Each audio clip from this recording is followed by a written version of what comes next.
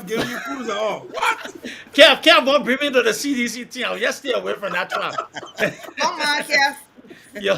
So Anyway, George, see you Akara on Moses will Wednesday. be on Wednesday. Yeah, I'll be We'll here have on a testing Wednesday. time. All right. Thank you. Just send me the All right, link. guys. Thank you so All much, right, we man. It was will. good to All have right, you. Thank all right, you. guys. I God said bless. thanks, man. Thank You you. too. Bye All bye. right. Bye. Bye. Ayusin. Bye bye. Bye, Ison.